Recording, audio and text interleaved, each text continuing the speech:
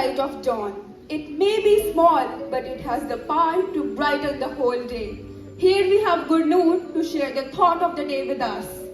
Success is not final. Failure is not fatal. It is the courage to keep moving ahead that counts. I repeat, success is not final. Failure is not fatal.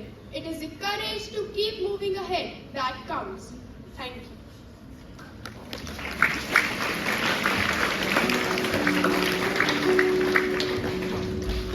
जिंदगी एक सफर है, रुकना इसका दस्तूर नहीं। जिंदगी एक सफर है, रुकना इसका दस्तूर नहीं। हर मोड़ पर सीखना है, बस मंजिल दूर नहीं, बस मंजिल दूर नहीं।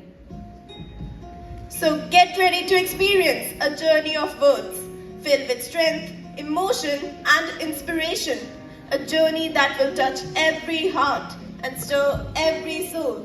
Now, here we have Shivdeep for a Hindi poem. फूल बिछे या कांटे हो, राह न अपनी छोड़ो तुम। चाहे जो विपदाएं आए, मुख को जरा ना मोड़ो तुम। साथ रहे या रहे ना साथी, हिम्मत मगर ना छोड़ो तुम।